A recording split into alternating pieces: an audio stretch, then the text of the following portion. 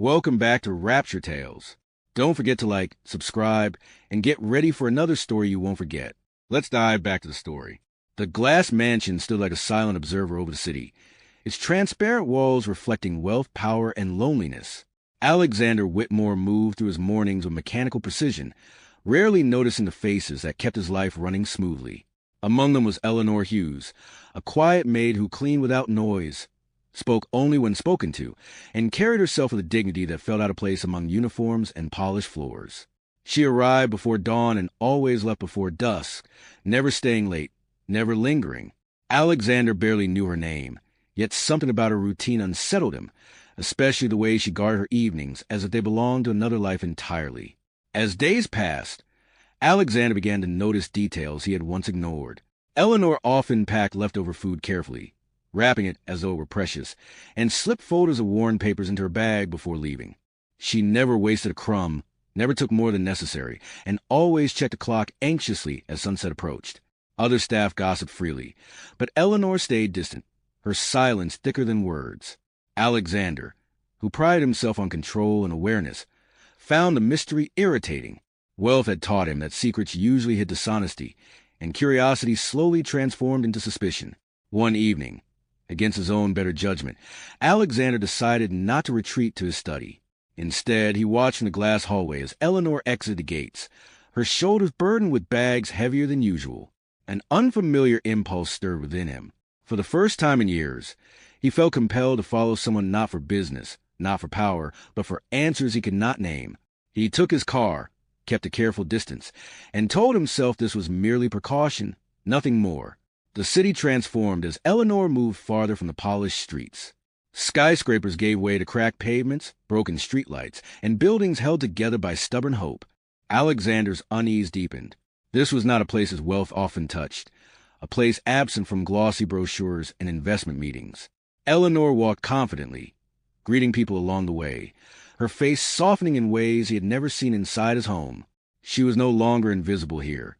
She was known. She stopped at a worn-down building with faded paint and a crooked sign barely hanging on. Children ran toward her, laughing, while older women rose slowly from benches, calling her name with warmth. Alexander parked at a distance, his heart pounding with confusion. This did not look like crime or secrecy born of greed. It looked like purpose. Through cracked windows, he saw tables, notebooks, and chalkboards.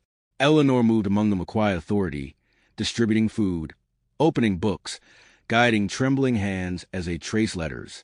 Inside the room, voices struggled through words, syllables spoken with effort and pride. Eleanor knelt beside an elderly man, patiently correcting his grip on a pen, encouraging him with gentle smiles. Alexander felt something tighten in his chest. He had built hotels across continents, yet he had never witnessed something this raw, this human. The woman he had barely noticed was rebuilding dignity one letter at a time. Night after night, Alexander returned, always watching from shadows. He learned that Eleanor called the place the Second Chance Learning House. He learned that she paid for the food herself and refused donations that came with conditions. He learned that many there reminded her of her father, Thomas Hughes, a man broken by illiteracy and shame. Each lesson Eleanor taught carried grief and resolve intertwined. Through whispered conversations, Alexander discovered the truth of Eleanor's past. Her mother, Margaret, had died in a hospital waiting room because Thomas could not complete admission forms quickly enough. The guilt had destroyed him, and Eleanor had sworn no one else would lose dignity or life because they could not read.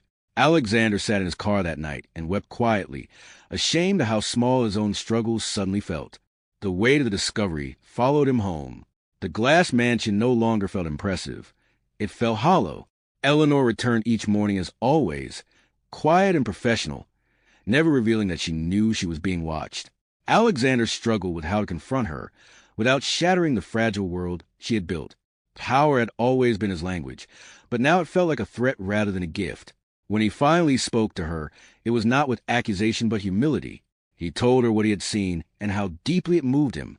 Eleanor listened silently, fear flickering in her eyes. She expected judgment, perhaps dismissal. Instead, Alexander offered resources, buildings, funding beyond imagination. Yet Eleanor refused, her voice firm for the first time. She feared being erased, Her vision swallowed by wealth and renown. Days later, Eleanor resigned. The house felt emptier without her presence, and Alexander understood loss in a new way. Yet he honored her decision, choosing to support her anonymously instead. Grants appeared, repairs were made, books multiplied, and the Second Chance Learning House flourished without knowing its silent benefactor. Months passed before Eleanor invited him openly, not as an employer, but as a guest. The center was transformed, alive, confident, and expanding. Alexander watched her lead with strength and compassion, no longer invisible. When he offered partnership again, this time with full authority in her hands, Eleanor accepted. As the doors of a new literacy center opened, Alexander stood beside her, no longer a man hiding behind glass. Wealth had found purpose, and Eleanor Hughes, once a quiet maid, had become a leader whose light could no longer be ignored. The partnership changed Eleanor's life in ways she had never imagined, yet she guarded her independence fiercely. Alexander never appeared at meetings unless invited, never signed documents without her approval, and never spoke over her voice. He watched her grow into leadership with quiet admiration, learning to listen rather than command. Eleanor expanded the curriculum, adding practical skills alongside literacy, helping students read contracts, medical forms, and government documents with confidence. Each success story strengthened her resolve, reminding her why she had once chosen anonymity over comfort. As the movement gained attention, resistance followed. Some politicians attempted to attach their names to Eleanor's work, while corporations sought publicity-driven alliances. Eleanor stood firm, rejecting offers that diluted her mission. Alexander supported her decisions silently, even when they conflicted with lucrative opportunities. For the first time, he placed values above profit without hesitation. Watching Eleanor navigate pressure with grace reshaped his understanding of power. It was not control, but integrity. Late one evening, after a long strategy meeting, Eleanor finally shared her fears with Alexander. She admitted she still carried guilt over her mother's death and worried that no amount of good could erase that pain. Alexander listened, not as a billionaire, but as a man who understood regret. He confessed his own emptiness, the years spent building wealth while neglecting connection. In that moment, something unspoken settled between them, trust born from shared vulnerability. The foundation expanded nationwide, transforming abandoned buildings into centers of hope. Eleanor traveled often, meeting students whose lives had been altered by something as simple as being able to read a prescription label or write their own names. Each center carried the same philosophy: dignity first, charity second. Alexander funded operations quietly, refusing public credit, content to remain in the background while Eleanor stood at the forefront. Media attention intensified, eventually uncovering Alexander's involvement. Headlines shifted from scandal to admiration as the public learned of the unlikely partnership between a billionaire and a former maid. Eleanor worried the exposure would overshadow the mission, but Alexander reassured her that transparency could protect the work rather than harm it. Together, they faced interviews with honesty, refusing glamour and focusing instead on impact. During one visit to a rural center, Eleanor met a woman whose story mirrored her father's. Watching the woman read her first full sentence, Eleanor broke down in tears. Alexander stood beside her, offering silent support. In that moment, Eleanor realized she was no longer carrying her grief alone. The mission had given her healing she never expected, and Alexander had become part of that healing. Their relationship evolved naturally, without declarations or promises. They shared quiet dinners, long conversations, and moments of laughter that surprised them both. Alexander admired Eleanor's strength. Eleanor respected Alexander's willingness to change. Love grew not from dependency, but from equality. They remained careful, ensuring their personal connection never compromised the foundation's integrity. Challenges continued, including funding gaps and political pushback, but Eleanor faced them with resilience. She refused shortcuts, insisting on ethical growth.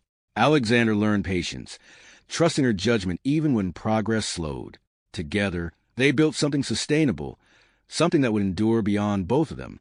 Years later, at the opening of the largest literacy center yet, Eleanor stood before a crowd filled with former students now teaching others. She spoke not of struggle, but of possibility. Alexander watched from the side, overwhelmed with pride. The quiet maid he once overlooked had reshaped a nation's understanding of education and dignity. As the doors opened and sunlight flooded the building, Eleanor reached for Alexander's hand. It was a simple gesture, yet it carried everything they built together: respect, purpose, and hope. The journey that began with suspicion ended in transformation, proving that when wealth finds meaning and humility meets courage, lives are changed forever. That's all for today. Like, subscribe, and see you in the next episode. Stay tuned.